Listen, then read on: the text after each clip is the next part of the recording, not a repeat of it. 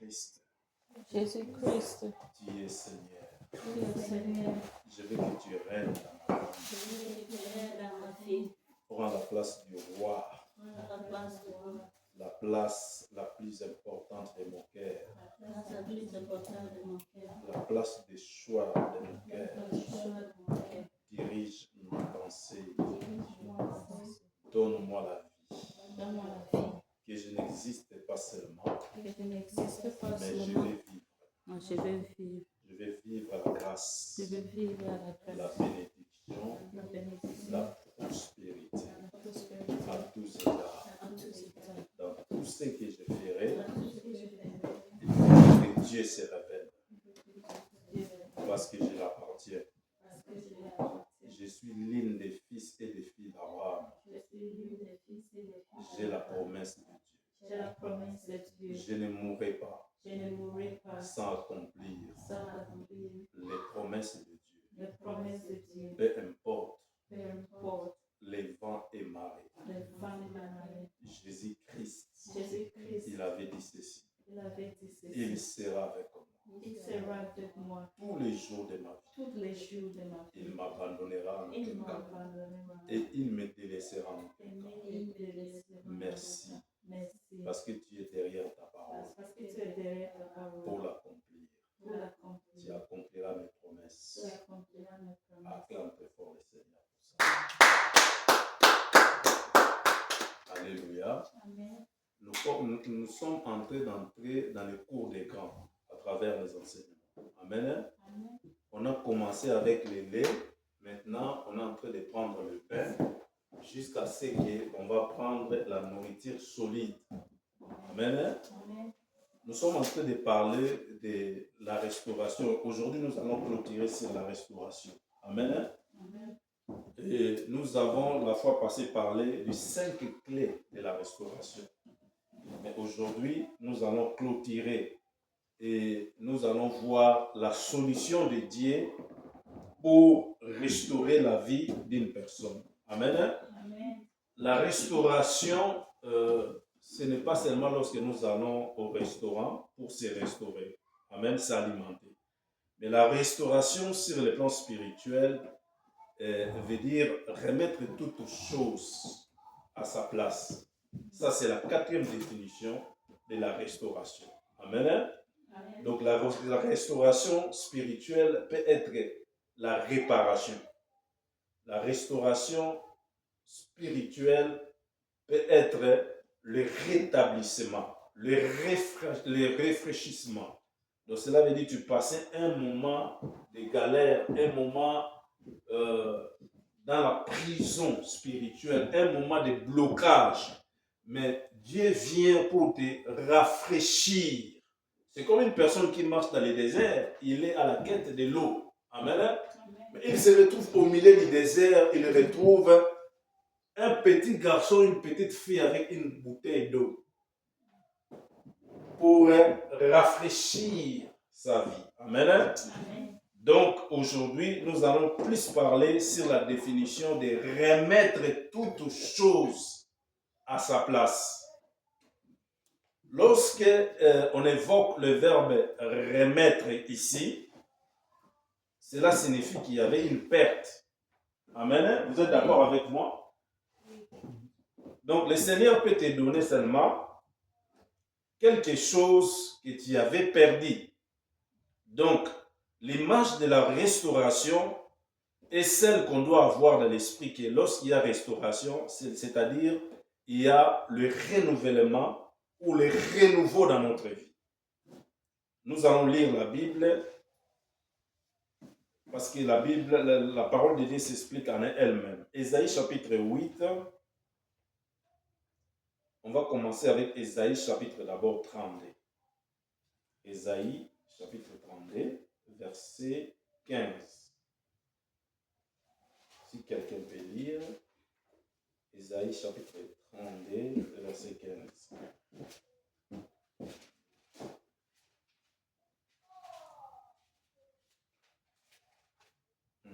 Ésaïe chapitre 32, verset 15.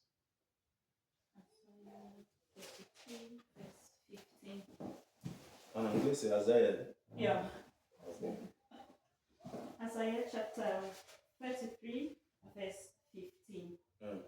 He who walks righteously and speaks what is right, who rejects gain from extortion and keeps his hand from accepting bribes, Mm. who stops his ears against plots of murder and shuts his eyes against contemplating evil.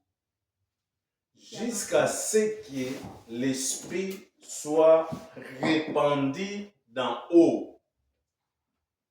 Donc, nous voyons que lorsqu'il y a restauration, la première démarche que nous avons dit, il faut que la personne se répande parce que la maladie de la restauration, c'est le péché.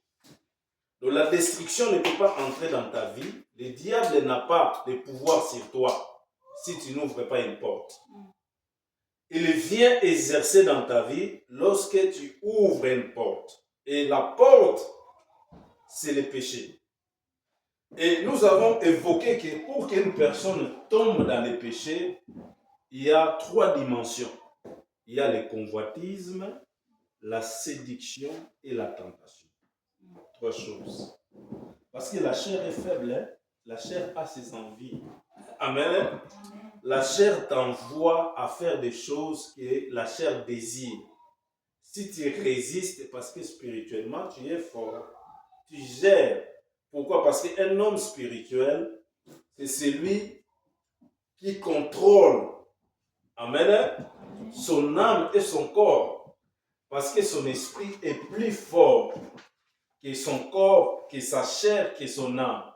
Il a la capacité d'envier, de se limiter à s'envier et d'éviter d'aller tomber. Vous comprenez? Oui. Donc, le péché a des étapes. Il devient péché lorsqu'il est exécuté. Amen.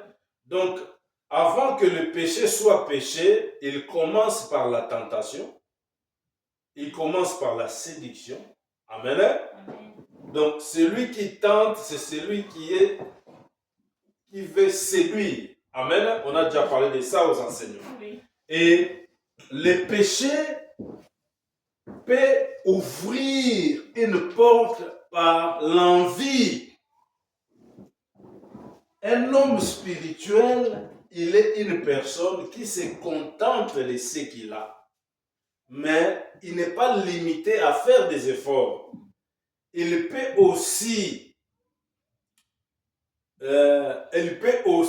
avoir l'esprit d'émulation, l'esprit d'avancer, l'esprit de la concurrence loyale. Amen. Amen. Concurrence loyale, de faire comme la sœur Iguette, de faire comme maman pasteur, de faire comme il a, avec un esprit saint, de vouloir aussi avancer dans la vie. Amen. Amen. Donc voilà un peu, je ferme la parenthèse pour vous montrer que la plupart des problèmes que nous avons, ce n'est pas le diable. La plupart des problèmes que nous avons dans notre vie, c'est parce que nous ne sommes pas à mesure de gérer nos sentiments. Nous ne sommes pas à mesure de gérer nos émotions. Et Dieu a fait que, à travers les salis en Jésus-Christ, nous sommes devenus des maîtres de notre vie. Même Dieu, pour venir dans ta vie, il a dit, je frappe dans ton cœur. Si tu attends ma voix et que tu ouvres ton cœur, je viendrai entrer dans ton cœur et j'habiterai avec toi. Dieu n'est pas un dictateur. Dieu habite, mais le diable possède. La différence, c'est ça. Le diable possède, pourquoi? Parce qu'il fait une habitation avec force.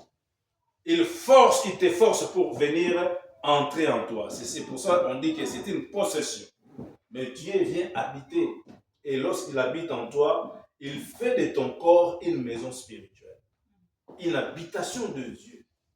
C'est à toi de gérer. Parce que le ciel ou l'enfer est entre tes deux mains. Si tu choisis le ciel, tu vas au ciel.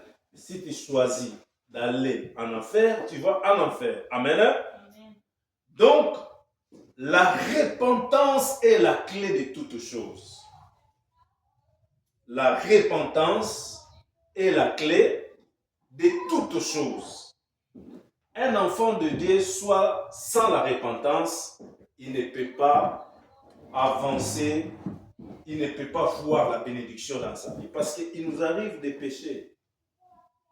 Il nous arrive des péchés. La Bible dit, celui qui dit qu'il ne pêche pas, il se fait passer d'un menteur. Mais on ne peut pas pécher volontairement. Si tu es encore dans ce niveau d'affectionner les péchés, de préparer les péchés, c'est que tu n'as pas encore grandi dans ton esprit. Amen. Et Dieu connaît nos limites, Dieu connaît nos capacités, Dieu connaît nos faiblesses. Voilà pourquoi la raison de venir à l'église. Nous ne venons pas à l'église comme des gens qui sont parfaits ou des hommes ou des femmes accomplis dans la spiritualité. Parce que les choses de Dieu, du jour au jour, on se perfectionne. Ce qu'on était hier, ce n'est pas ce qu'on est aujourd'hui. Amen. Amen. Donc ce qu'on sera demain, ce n'est pas ce qu'on est aujourd'hui. Le rôle de l'Église se trouve dans le livre de 1 Corinthiens chapitre 12. C'est pour le perfectionnement des saints en vie de l'œuvre et des ministères. Donc tu viens à l'Église pour que Dieu te perfectionne. Les hommes de Dieu, les servantes de Dieu qui sont à l'église, leur rôle est de dispenser l'enseignement ou la parole de Dieu comme la nourriture spirituelle. Amen. Amen. Et cette nourriture-là va alimenter le Saint-Esprit qui est en toi, parce que le Saint-Esprit, il mange. Sa nourriture, c'est la parole, la prière. Et sa nourriture, c'est l'adoration. Sa nourriture, c'est la vie de la sanctification. Amen. Amen. Donc, si quelqu'un ne grandit pas spirituellement, c'est qu'il vit un moment de 17. Cela veut dire qu'il ne nourrit pas son esprit. Il ne nourrit pas son esprit. Il va entrer dans le ciel, mais il va rester tout au long de sa vie bébé spirituel. Il va comprendre ce qu'on appelle les leçons élémentaires. Il sera toujours derrière le pasteur lorsqu'il a un problème. Il y a des fidèles qui sont comme ça. Pasteur, j'ai mal à la tête. Pasteur, j'ai un problème. Moi, j'avais une sœur, chaque kilt, elle est restée pour me dire, pasteur, j'ai rêvé ceci. Pasteur, j'ai rêvé ceci. Pasteur, j'ai un problème ceci. Tu vois, après chaque kilt, les gens partaient, elle est restée. Elle avait tout le temps des problèmes. Parce qu'elle manquait de foi et parce qu'elle manquait ce qu'on appelle la connaissance. La Bible dit, mon peuple périt, non parce qu'il manque la puissance, non. C'est parce qu'il manque la connaissance. Avant que Dieu puisse libérer les enfants d'Israël, il a dit à Moïse, enseigne-les d'abord. Parce qu'une personne qui est enseignée, il va bien pratiquer le christianisme. Mais si la personne n'est pas enseignée, il attend à des exploits de Dieu. Mais Dieu n'agit pas à cause de nos problèmes lorsque nous sommes, par exemple, pressés pour avoir une réponse. Non, non. La Bible dit, nous prions, mais c'est à Dieu l'exaucement. Dieu agit par rapport au temps convenable à ton problème. Tu peux commencer à prier aujourd'hui, Dieu peut te répondre à 17 heures. Tu pries aujourd'hui, Dieu peut te répondre après 2 ans. Tu pries aujourd'hui, Dieu peut te répondre après 10 ans. Donc, la réponse de Dieu ne tient pas compte de notre empressement. Amen. Amen. Le fait d'être pressé. Mais si tu as la connaissance, tu peux faire activer la main de Dieu. C'est pour ça que la Bible dit, confie-toi à ses serviteurs, tu seras comment? Affermi. Tu te confies à Dieu, tu seras affermi, mais à ses serviteurs, tu y réussiras. Parce que les serviteurs de Dieu ont la clé de comment Dieu se manifeste. Amen. Amen. Donc, la première des choses, dans notre esprit, nous devons avoir l'esprit de la repentance. Parce qu'il va nous arriver à tout moment des péchés, même au niveau de la pensée, même au niveau des yeux, même au niveau des oreilles, même au niveau de la bouche. Tu as répondu à la personne, mais la réponse que tu as donnée à la personne, ça a été mal conçu. Elle est frustrée. Amen. Ou la personne est frustrée vraiment. Donc, tu es obligé de faire tous les jours, avant ou après. Dès que tu sens que tu as péché, tu te répands. Vous êtes d'accord avec moi? Oui. Ça, c'est une clé que je donne. Ésaïe chapitre 32, verset 15. Jusqu'à ce que l'Esprit soit répandu d'en haut sur nous. Nous avons dit que Dieu, c'est un architecte. Amen. Et lorsque Dieu conçoit les plans de ta vie, il fait en sorte que c'est Dieu qui réalise les films de ta vie. Mais dans ces films que Dieu réalise pour ta vie, Dieu va planifier les choses qui doivent se manifester dans ta vie. C'est ce que nous avons dit. Maintenant, nous avons donné plusieurs clés que nous n'allons pas retourner parce qu'il faut que nous avançons. Amen. Amen. Et aujourd'hui, nous allons compléter 3 choses. Nous allons parler de la rédemption. Et nous allons parler du Saint-Esprit. Donc, pour que l'Esprit de Dieu vienne d'en haut, pour que le Saint-Esprit intervienne dans ta vie, la première des choses, il faut que tu sois d'abord quelqu'un qui est sauvé, quelqu'un qui est mis à part. Amen. Amen. Que tu as l'identité d'un enfant de Dieu, l'identité d'une personne qui a l'alliance avec Dieu. Et l'alliance que nous avons avec Dieu, c'est au moyen de la foi en Jésus-Christ. Parce que de la même manière que tu traites tes enfants, tu ne peux pas traiter les enfants des autres comme tu traites tes enfants. Vrai ou faux? Quelqu'un peut dire, je suis trop spirituel, non, moi je ne fais pas ça. Mais ce n'est pas vrai. Amen. Parce qu'il y a le lien filial, l'affection que tu as avec l'enfant que toi-même tu as mis au monde est différente. De la même manière que la personne qui a l'alliance avec Dieu, Dieu les traite différemment avec la personne qui n'a pas l'alliance avec lui. Avoir l'alliance avec Dieu, c'est-à-dire accepter Jésus-Christ comme étant Seigneur et Sauveur. Tu as une appartenance à Dieu. Amen. Donc, Dieu tient compte de ton existence et Dieu, dans son esprit, il sait que j'ai un fils, j'ai une fille. Vous êtes d'accord avec moi? La troisième chose, la rédemption, lorsqu'elle vient dans ta vie, la rédemption veut dire seulement la délivrance.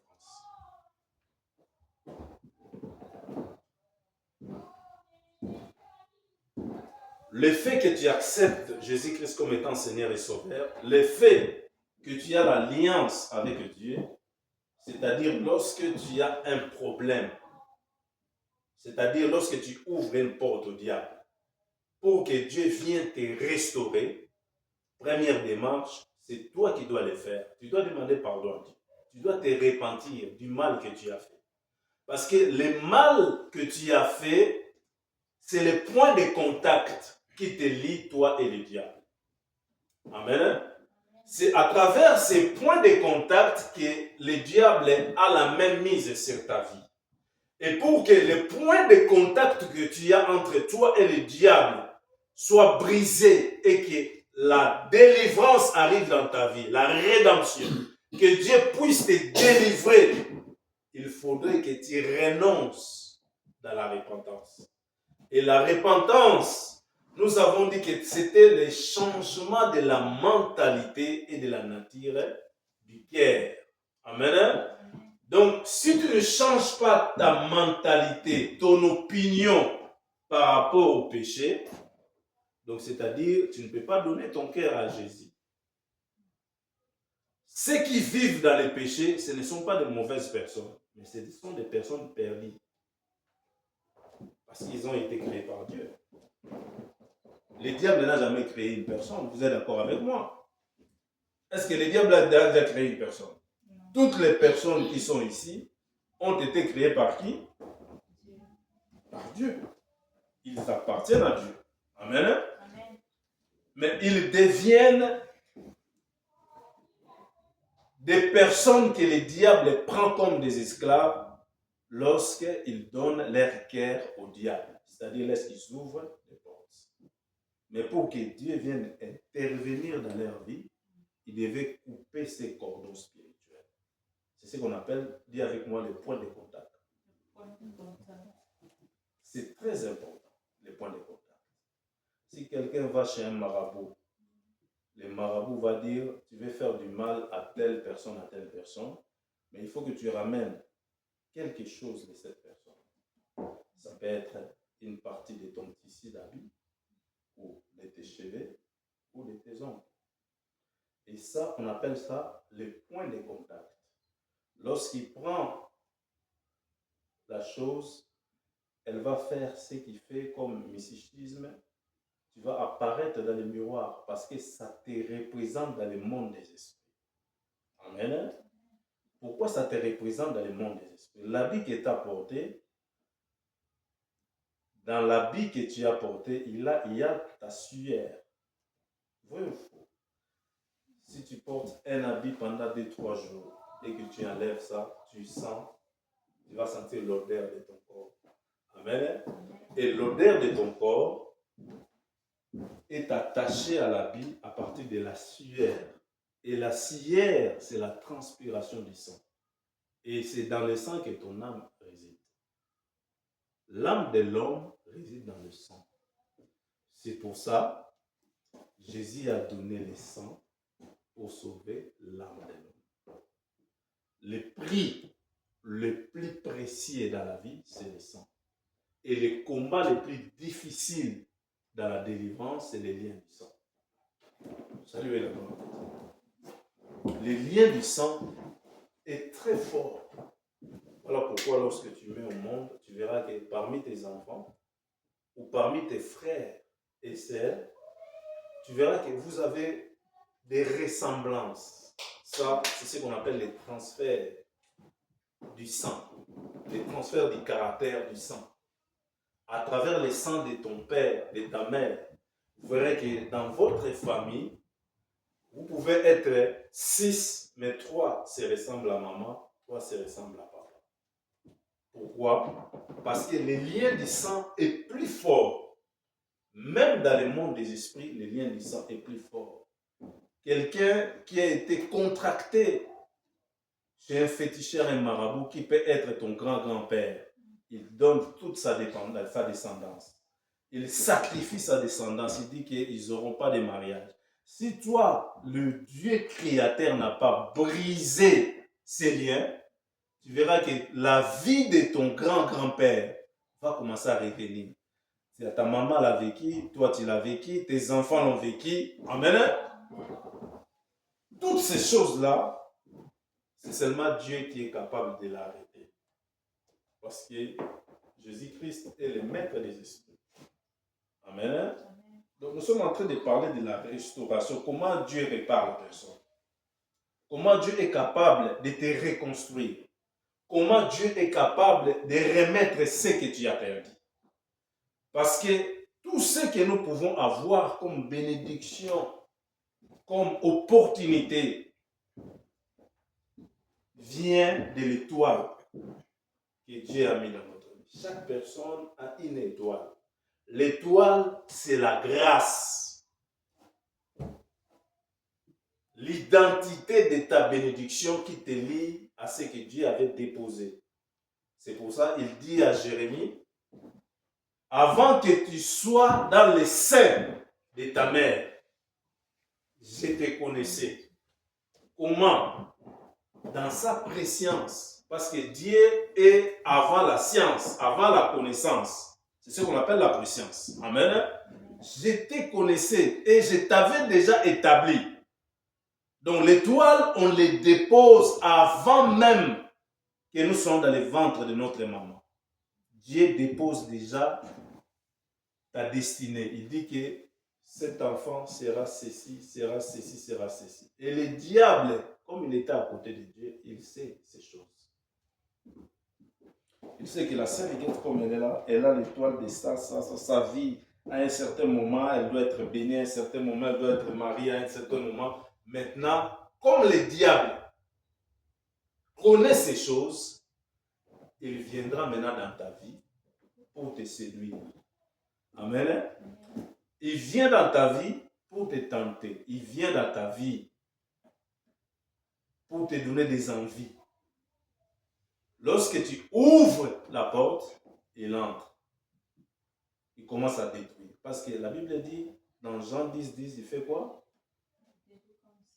La première des choses, les voleurs, on l'appelle les voleurs. On n'appelle pas le diable l'ange. Amen. Amen. On appelle les voleurs. Donc c'est que un voleur a toujours un rôle de voler d'abord, de détruire, de gorger.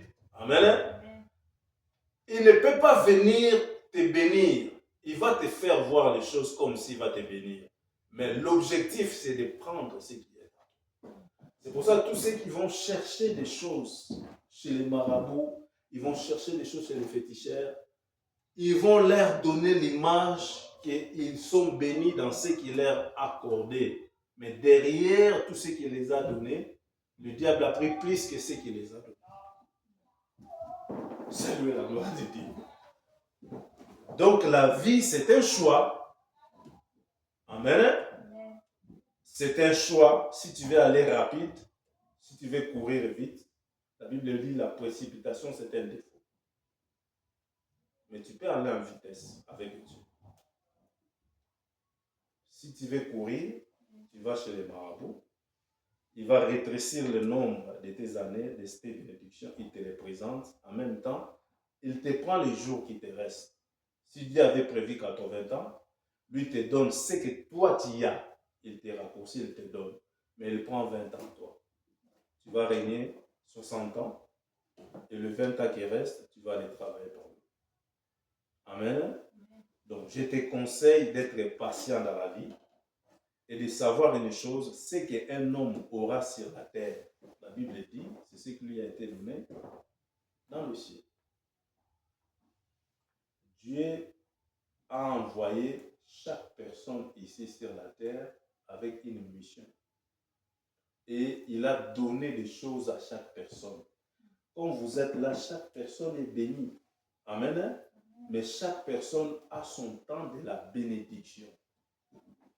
Parce que nous n'avons pas la même date d'anniversaire. Même ceux qui ont la même date d'anniversaire, ils n'ont pas la même seconde. Amen. D'arriver ici dans le monde.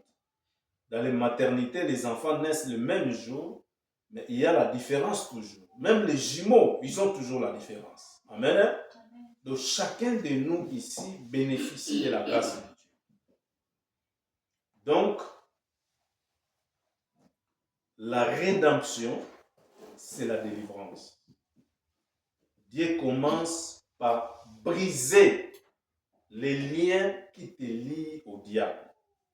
Parce que si ce lien-là n'est pas brisé, c'est-à-dire Dieu ne peut pas te restaurer. Il commence par la rédemption. Après avoir passé par la rédemption, maintenant, Dieu va venir déposer le Saint-Esprit dans ta vie. Amen. C'est le rôle de la régénération. La régénération veut dire les nouveautés des vies de l'esprit dans ta vie. On appelle ça les renouveaux. Donc la régénération est que lorsque Dieu régénère, renouvelle ton esprit. Régénérer veut dire renouveler l'esprit. Ton esprit était souillé parce que tu étais lié au diable, parce que tu avais le contact avec le diable, parce qu'il y avait un point de contact qui était lié au diable. Mais lorsque Dieu vient maintenant, il vient régénérer ton esprit. Ce n'est pas la nouvelle naissance. Il y a une différence entre la régénération et la nouvelle naissance. La nouvelle naissance arrive dans notre vie lorsque nous recevons Jésus comme étant Seigneur et Sauveur. Amen. Amen. Nous sommes nés de nouveau. Amen. Amen. La régénération, lorsque Dieu renouvelle notre esprit. L'esprit qui était souillé va être renouvelé. Et cet esprit va devenir en toi ce qu'on appelle l'homme intérieur. En d'autres termes, le Saint-Esprit. S'il est en dehors de toi, il est le Saint-Esprit. Mais s'il est en toi, il devient l'homme intérieur. Retenez ça. Quelle est la première génération ou la nouvelle naissance? La nouvelle naissance, tu l'as l'accès lorsque tu reçois Jésus comme étant Seigneur et Sauveur. Nouvelle naissance veut dire tu es né de nouveau. Naître de nouveau. Parce qu'on ne peut pas te prendre, te faire entrer encore dans le ventre de maman. Amen. Amen. Maintenant, la procédure, c'est quoi? C'est Romains chapitre 10, verset 8. En confessant de ta bouche, tu parviens quoi? À la justice de Dieu. Et en croyant de ton cœur, tu parviens où? Au salut. Dieu veut que tu confesses parce que la parole a le pouvoir. Avec ta langue, tu es béni. Avec ta langue, tu peux être maudit. C'est pour ça qu'on ne peut pas baptiser un bébé. On baptise des personnes qui ont l'âge de conscience. Dans les choses spirituelles, Dieu veut que toi-même, tu confesses, tu déclares. Quand tu vas chez un féticheur, il te dit, qu'est-ce que tu es venu faire? Vrai ou faux? Non, on attend. Quand tu vas chez le féticheur pose seulement la question. J'ai jamais fait de je pas savoir. Vous n'avez jamais entendu parler de ça? Je sais que vous n'avez jamais été. Madame la film, le movie, ok. Vous regardez les films, non? Vous regardez les films, non? Le film nigérien, c'est... Vous regardez les films. Le film nigérien, c'est... Amen. Il te demande, qu'est-ce que tu es venu chercher? Il veut savoir ce que tu es venu chercher. Donc, auprès de Dieu aussi, c'est comme ça. Il faut déclarer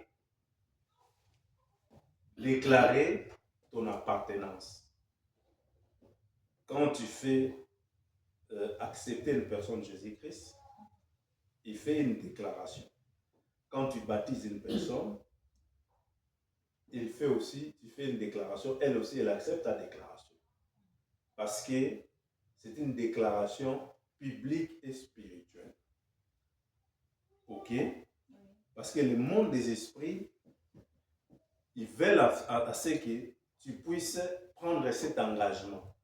Lorsqu'on nomme, par exemple, les ministres aux États-Unis, le président de la République, lorsqu'il prend son mandat, il fait quoi? Une déclaration. Tout ce que vous voyez ici au monde, c'est ce qui est l'image du monde des esprits. Amen. Et à partir des jours-là, dans ton esprit est marqué que tu appartiens à Christ. Tu es devenu une propriété de Dieu. Ok? Après la rédemption maintenant, c'est le rôle de la régénération. Dieu transforme ton esprit. Amen. Le Saint-Esprit m'a donné un verset. On va lire Ézéchiel chapitre 37, je le vois. Ézéchiel.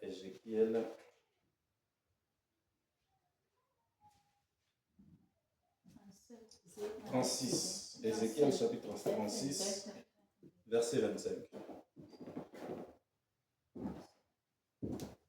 Ézéchiel 35. 36. 7, Verset 26. Je sens qu'il faudrait que, parce que je sens qu'il y a un blocage dans la vie des enfants de Dieu sur le plan spirituel, sur la connaissance de la spiritualité. Ils sont chrétiens. Amen. Ils aiment Dieu, ils connaissent tout de Dieu, mais la spiritualité devient un blocage. J'aimerais que quelqu'un lise. Ézéchiel chapitre 36, verset 29 ou 26? 26, pardon. Ézéchiel 36, 26. Je vous donnerai un cœur nouveau et je mettrai en vous un esprit nouveau. J'ôterai de votre corps le cœur de pierre et je vous donnerai un cœur de chair. Amen. Amen. Amen. Lorsque Dieu dit que je vous donnerai un cœur nouveau, est-ce qu'on n'a pas de cœur?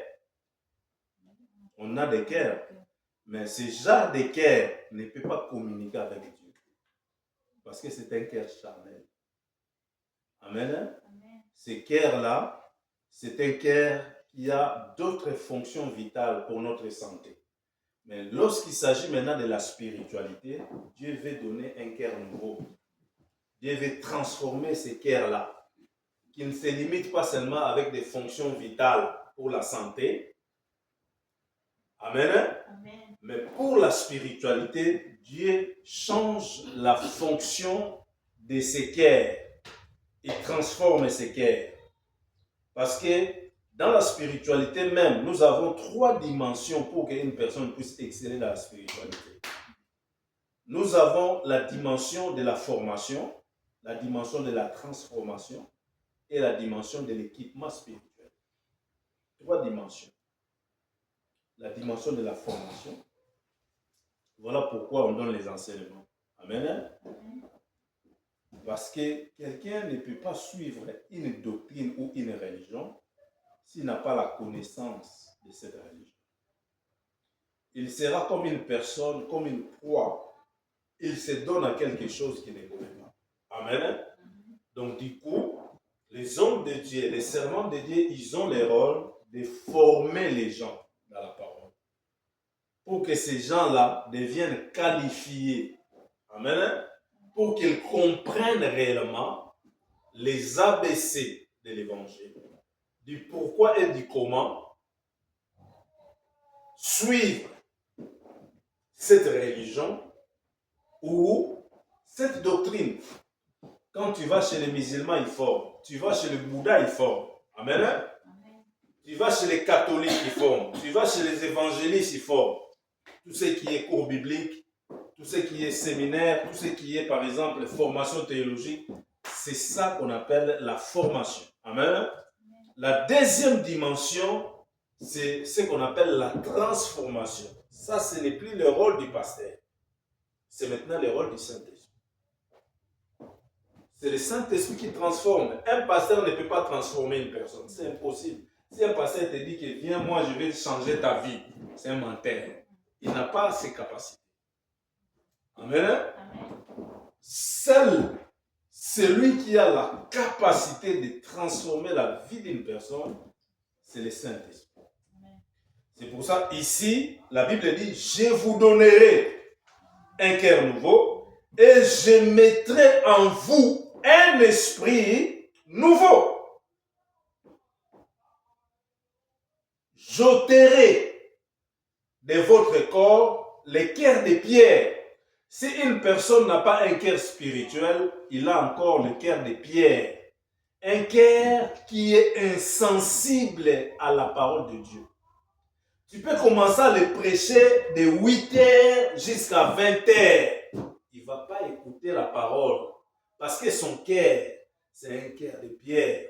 Les sorciers, lorsqu'ils intègrent les clans des sorciers, la première des choses, on prend son cœur, on met une pierre dans son cœur. Donc, c'est-à-dire, son cœur devient dur. Amen. Donc, et le sorcier perd la sensibilité des douleurs, de la compassion. Il ne peut pas avoir la compassion pour toi. Si on lui demande, il faut donner celui-là. Il est le fils de ta maman. Il faut donner celui-là, c'est ton frère. directement, il ne va pas oublier. Il ne va pas résister. Amen. Pourquoi? Parce que son cœur a été changé. La Bible dit, garde ton cœur plus que toute autre chose. Parce que c'est de là vient la source pour ta vie. Amen. Le cœur, c'est le moteur. Comme le moteur d'un véhicule, d'une voiture. Amen. C'est le cœur. Et Dieu, il n'a pas choisi le cerveau pour venir habiter. Dieu a ciblé le cœur parce qu'il sait que c'est la source de la vie. Amen. Je vous donnerai un cœur de chair. Il y a une différence entre un cœur de pierre et un cœur de chair. Un cœur de chair est sensible. Amen. Donc quand tu vois une personne qui a un cœur dur, qui ne pardonne pas, un cœur qui ne partage pas, un cœur, tu sens que comment cette personne a un cœur comme ça? Donc c'est-à-dire, il n'a pas encore été touché par Dieu. Amen. C'est un agent. Amen. Que le diable utilise. Le diable utilise, c'est comme le diable a utilisé Pharaon. Il a rendu les cœurs de Pharaon très durs pour libérer les enfants d'Israël. Qu'est-ce que Dieu a fait? Il a commencé à frapper. Le premier fléau, le deuxième fléau, le troisième fléau. Donc Dieu frappe pour atténuer les cœurs de qui? De Pharaon. Mais c'est Dieu qui a rendu les cœurs de Pharaon comment? Dire. Pour qu'il puisse retenir les enfants d'Israël. Pourquoi? Parce que la promesse de Dieu était qu'il faudrait qu'ils soient là-bas, en Égypte. Comme des esclaves. Donc, des choses qui se passent dans notre vie, ce n'est pas nécessairement le diable. Avant tout, avant que le diable agisse dans notre vie, c'est d'abord nous-mêmes. Est-ce que le diable, lorsqu'il est venu voir Adam et Ève, il a obligé à Ève de prendre les fruits? Non. Si Ève avait refusé, ça n'allait pas être possible. Amen. Mais parce qu'Ève a accepté, c'est qu'elle est consciente de ce qu'elle fait. La porte fait quoi? S'ouvre.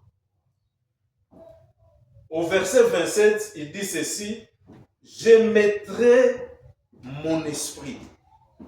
Ah, là, ça devient intéressant. Amen. Je mettrai mon esprit en vous et je ferai en sorte que vous me suiviez. Donc, si tu vois une personne qui a du mal à suivre Dieu, c'est que l'esprit de Dieu n'est pas dans la vie de cette personne. Amen. Il faut prier pour que Dieu mette son esprit dans la vie de cette personne-là. Une personne ne peut pas aimer les choses de Dieu s'il n'a pas l'esprit de Dieu. Amen. Parce que Dieu commence par changer la nature du cœur. C'est pour ça que nous disons que la repentance, la définition, c'est quoi? C'est le changement de la mentalité et de la nature du cœur. Une personne ne peut pas transformer. Sa vie ne peut pas changer si la nature de son cœur n'a pas changé. Il peut faire 20 ans à l'église. Si la nature de son cœur n'a pas changé, il ne va pas changer. Lorsqu'il sort seulement ici dans la porte. Donc il revient vraiment ce qu'il est. Amen. Mais il est là, il peut prier, crier. Mais lorsqu'il sort seulement ici, toute sa nature revient. Pourquoi? Parce qu'il a un problème. La nature de son cœur n'a pas changé. Amen. Je mettrai mon esprit en vous et je ferai en sorte que vous suiviez mes ordonnances et que vous observiez et que vous pratiquiez mes lois. Tu vois même que pour marcher dans la crainte de Dieu, ce n'est pas par ta force. Amen. Pour craindre Dieu, ce n'est pas toi qui le fais. Amen. Parce que tu veux le faire. Donc, tout ce que nous pouvons faire avec nos œuvres, nous sommes limités et nous n'obtiendrons pas justice auprès de Dieu. Voilà pourquoi tous les sacrifices que les gens ont faits dans l'Ancien Testament, ils n'arrivaient pas à satisfaire la justice de Dieu. Dans la révélation, la véritable révélation est que lorsque l'homme cherche Dieu, c'est parce qu'il a des problèmes. Mais quand Dieu vient vers l'homme, il vient lui donner la solution même à des problèmes qu'il n'avait pas. Donc lorsque nous prions, nous devons demander que Dieu vienne intervenir dans notre vie. Je ne demande pas ou je ne dis pas qu'il ne faut pas entrer en prière ou ne pas chercher Dieu. J'explique que la meilleure révélation est lorsque Dieu vient te chercher. Vrai ou faux? Parce que lorsque Dieu vient te chercher, il te qualifie directement. Il te donne la mission à faire. Il a accompli de A à Z ce qui doit arriver dans ta vie. Et il te donne un mandat. Moïse en Égypte, il se faisait leader. Mais ce n'était pas le temps de Dieu. Il a intervenu pour se faire. Ce qu'il faisait, c'était bien. Amen. Mais ses propres frères, ils sont allés voir les Égyptiens pour dire aux Égyptiens que celui qui a frappé cet Égyptien-là, c'est notre propre frère juif, il s'appelle qui? Moïse. Et on commençait maintenant à chercher Moïse pour l'arrêter. Et la Bible dit Moïse, en fouillant maintenant chez Laban, qui était son beau-père, un jour, il sort avec les brebis. Amen. Amen. En sortant avec les brebis, il va rencontrer ce qu'on appelle l'arbre du feu, buisson d'Adam. Un arbre qui se brûle, mais qui ne se consume pas. Il a dit, mais ça c'est quel spectacle, c'est quel film. Il veut se rapprocher pour avoir des certitudes sur l'image et ce qui se passe. Il attend la voix de qui? La voix de Dieu. Et la voix de Dieu dit à Moïse quoi? Arrête-toi là. Avant d'arriver ici, ôte quoi? Tes sandales. Pourquoi? Parce que la vie de Moïse était souillée par les sang. Amen. Amen.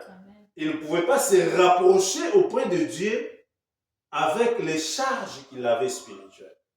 Dieu demande à Moïse d'enlever les sandales de ses pieds. Et lorsque Moïse enleva les sandales, Exode chapitre 3, lorsque Moïse enleva les sandales en s'approchant de Dieu, qu'est-ce que Dieu lui dit? Moïse, Moïse, j'ai entendu les cris qui font pousser les oppresseurs de mon peuple. Et ces cris-là sont venus jusqu'à mes oreilles. Mais ça dirait combien de temps pour que Dieu attende? Combien? 40 ans. Tu peux avoir un problème chez toi, Dieu peut intervenir après 10 ans. Mais chez elle, après 4 heures. Chez lui là-bas, après 2 minutes. Pourquoi la différence là? L'un est spécial et l'autre n'est pas spécial. Non, tout dépend de la mission que Dieu a à la vie de chaque personne. Vous comprenez? Nous tous, nous sommes pareils. Hein? Il n'y a pas quelqu'un qui est plus spécial que l'autre. Amen, hein?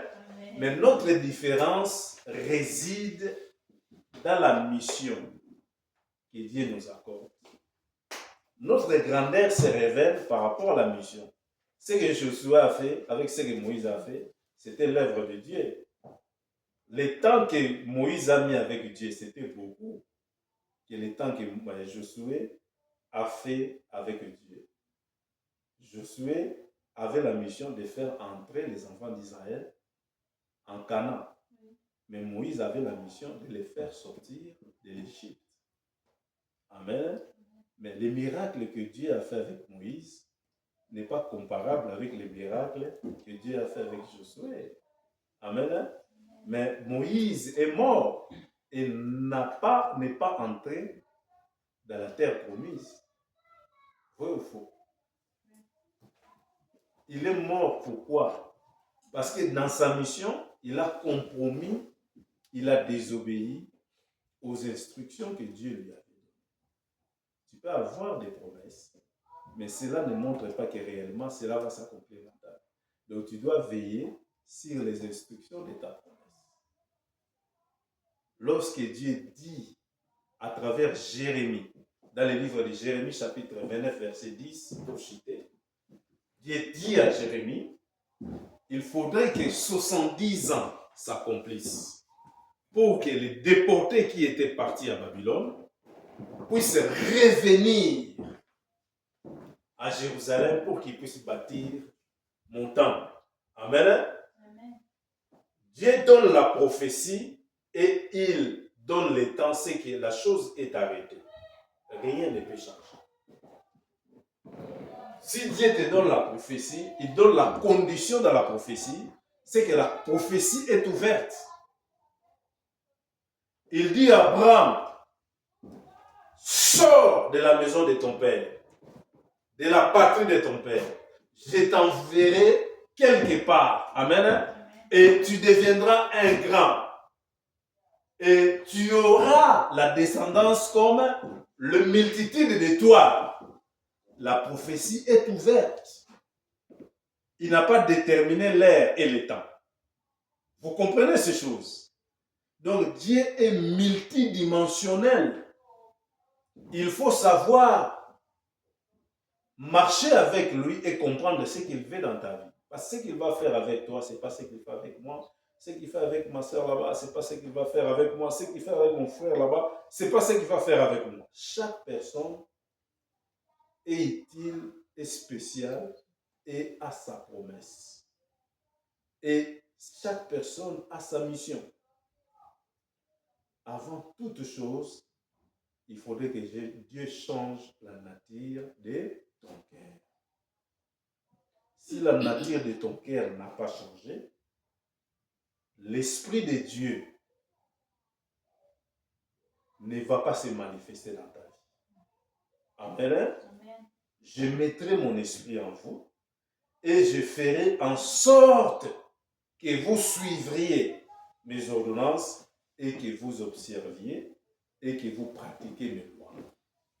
Amen. Donc, la 5e étape, Dieu vient mettre l'esprit en toi. Et lorsqu'il met l'esprit en toi, il change la nature de ton cœur. Il va ôter la cœur du pierre, il met la cœur de chair. Un cœur sensible à la parole de Dieu, à la prophétie, aux promesses, aux recommandements. Et la dernière des choses qu'il faut retenir pour qu'on puisse finir,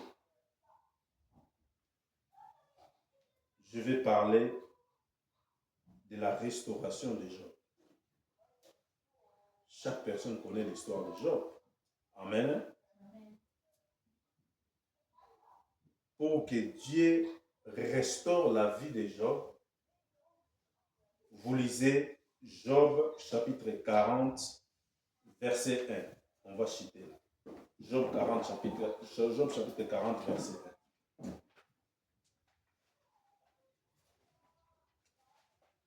Job chapitre 40, verset 1.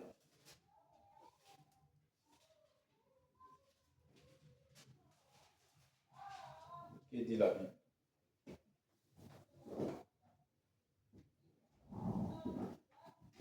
Donc nous avons deux versets. Nous allons commencer Job 40, verset 1 et Job 42, verset 10. Quelqu'un peut lire? Job 40, verset 1. L'Éternel, s'adressant à Job, dit. C'est celui-là? Yeah. Celui qui dispute contre le Tout-Puissant Non. est-il convaincu? Job chapitre 40, verset 1. Alors c'est l'Éternel s'adressant à Job dit. C'est ce que j'ai. l'Éternel répondit à Job. Des milliers de la tempête. Donc Job était au milieu de la tempête. Lorsqu'on parle de la tempête, on parle des moments terribles. Amen. Des moments difficiles. Il a perdu toute la richesse qu'il avait. Il commence à perdre ses enfants. C'est ce qu'on appelle la tempête. Donc, Dieu vient maintenant pour restaurer la vie de Job. Amen. Mais il lui parle pendant le moment de sa souffrance. Mais qu'est-ce qu'il lui donne? La première chose, qu'est-ce que Dieu dit à Job avant de les restaurer? L'Éternel répondit à Job du milieu de la tempête et dit, saint les reins comme un voyant quoi? Comme un voyant homme. Les reins, spirituellement parlant, c'est-à-dire, il faut avoir l'endurance dans ta foi. D'autres personnes viennent à l'église, prient quand ça va très bien. Mais quand il y a des problèmes, ils abandonnent leur foi. Mais Job a persisté. Il a gardé la foi en Dieu. La femme même de Job est arrivée à dire à Job, il faut que tu réunisses Dieu. Job a refusé de renoncer à Dieu. Amen. C'est pour ça l'Éternel maintenant, lorsqu'il veut venir maintenant restaurer Job, il lui dit, tu vas ceindre. Donc c'est-à-dire, continue, persévère dans la détermination que tu as, dans la foi que tu as. Peu importe ce que tu es en train de vivre. C'était le premier signe. Au verset maintenant, 42, verset 5. Lisez 5 à 6. Verset 42 d'abord, 5 à 6. Chapitre 42. Oui. Verset 5 à 6. Oui. Mon oreille avait entendu parler de toi. Oui. Mais maintenant, mon œil t'a vu. Tout ce que nous faisons ici à l'église, vous attendez parler de Dieu. Est-ce que vous l'avez déjà vu? Hein? Comment? Pourquoi Job a dit ça? Les gens, beaucoup de personnes connaissent Dieu en théorie. Hein? Amen. Hein?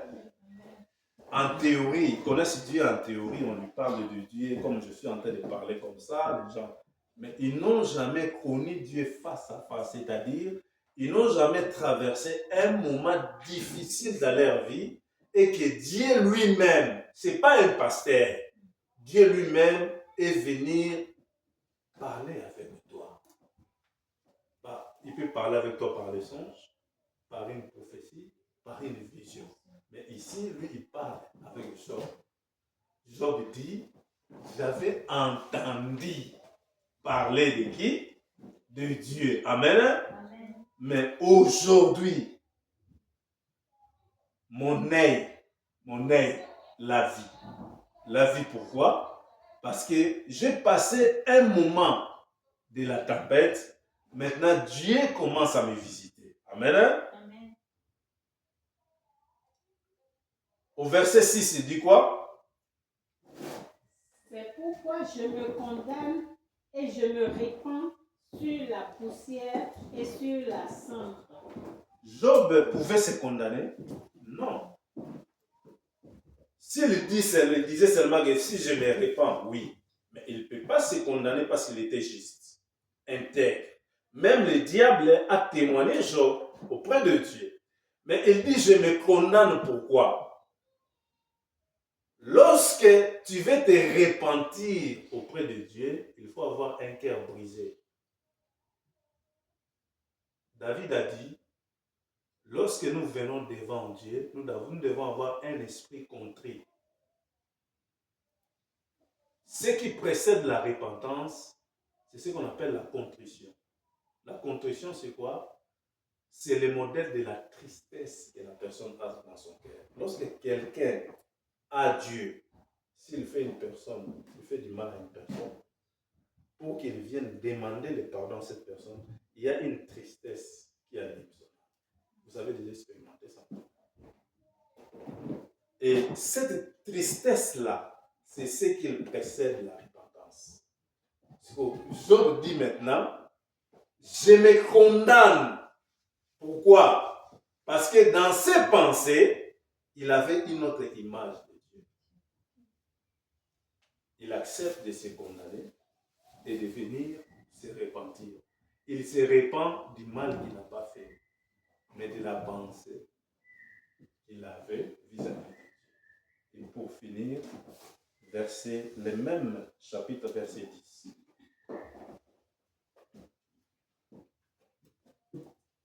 L'Éternel rétablit Job dans son premier état.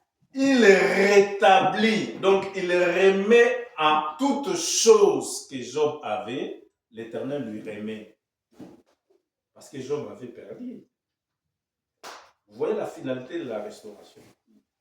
Dieu vient rétablir, remettre à l'ordre la bénédiction de Job, remettre à la place tout ce que Job avait perdu.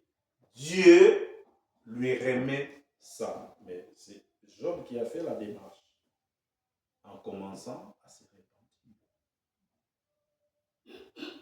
Est-ce qu'il était fautif?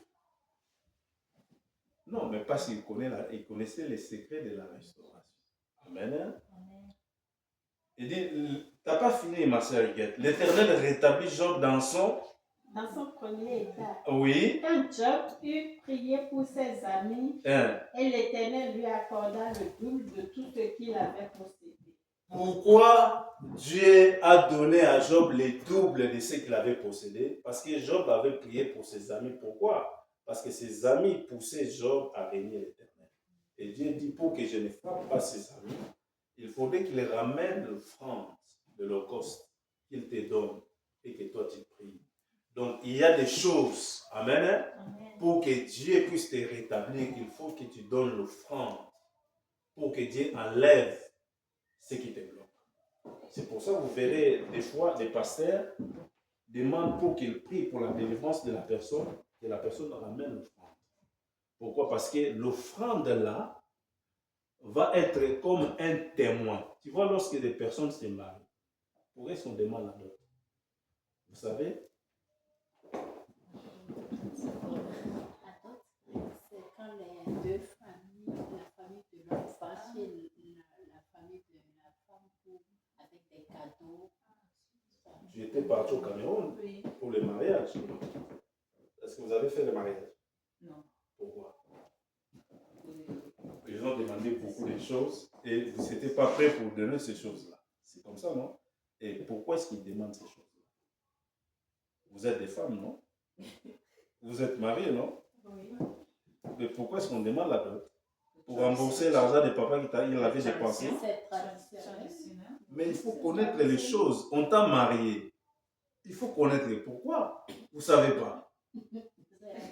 Moi-même, Bon, je sais, quand Joseph a marié